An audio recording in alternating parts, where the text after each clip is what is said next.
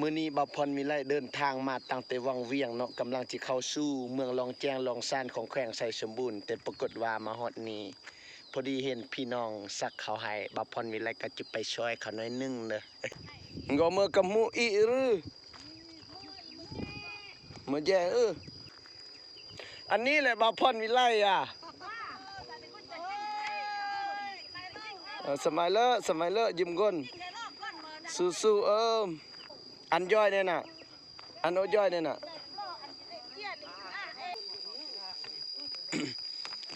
ดาดื้นมากโอ้อยากกันไหนเล่าเน่เซ่งอเน่โอเดมื่อจิปวดมื่อก็เมื่อกินน้ำมันเนี่ย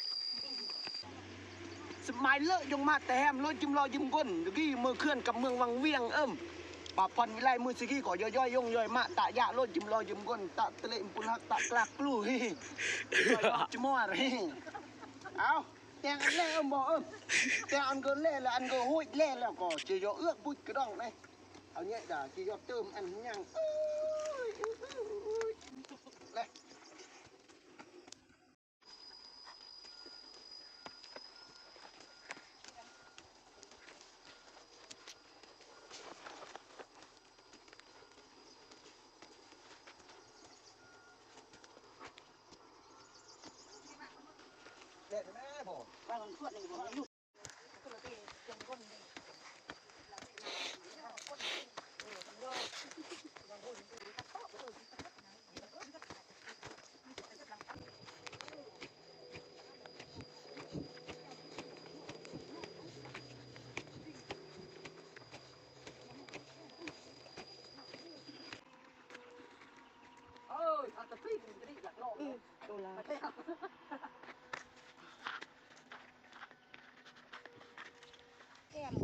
พวกกี้มาพวกกล้านเนี่ย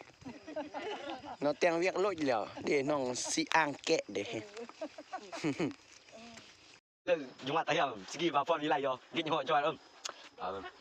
ย่อยนะเมื่อว่างมือสิกี้รับเรื่องสิปังบุญจะต้องหักเอื้อกเนี่ยมาเอื้อกเพื่อนแย่งกูจะปุ๊บจะปุ๊บเหมือนไม่เซ่เขี้ยนเลย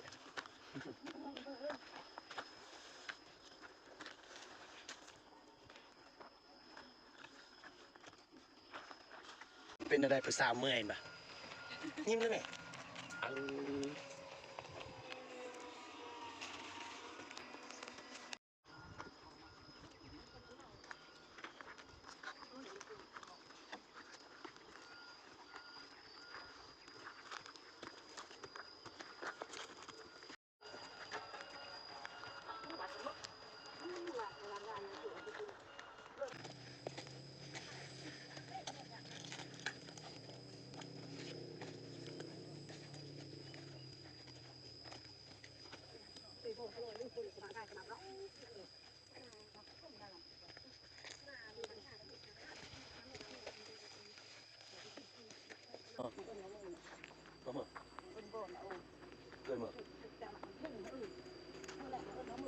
เรื่องเราเสมอ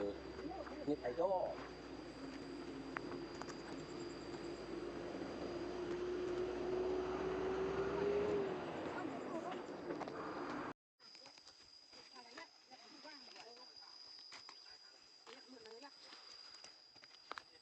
เอาพี่น้องเนาะสำหรับเวียกงานมื้อนี้ก็คือที่สำเร็จไปแล้วบัดนี้เนาะให้ได้หลายเด้อปีสิมานี่บัดนี้ก็จะไปพักผ่อนกินข้าวซอยกันละได้เอาเดี๋ยวบัดนี้ก็จะพักกินข้าวกินน้ำละได้บัดนี้ล้างตีนหน้าได้เด้อพวกเจ้า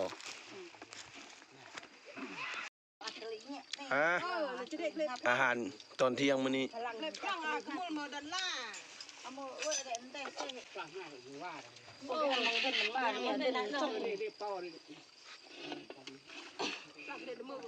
มาพี่น้องฮอตฮอตเวลากินข้าวแล้วได้เนอะกินข้าวเที่ยงข้าวสวยมาสงี้นี่ก่อนกระมุตุกระมุรอีนี่จะมาเล่นก็โหดแล้วธรรมศาสตร์บ้านเฮาบรรยากาศดีเนาะอยู่เที่ยงให้เที่ยงหน้าคือเก่าพี่น้องเอ้ยมาพี่ผู้ใดอยากกินตีนตัวเป็ดแล้วได้พี่น้องบัดนี้กินข้าวกินน้ำแล้วกลับบ้านกลับซ่องแล้วได้เอาฝากติดตามรับชม กดไลค์กดแชร์เด้อเป็นแรงบันดาลใจให้น้องแห่งงานที่ว่ามาให้ได้ส่วน นี่เขื่อนเยอะจะบักลองดอกกระบักบักลองก้ากระบัก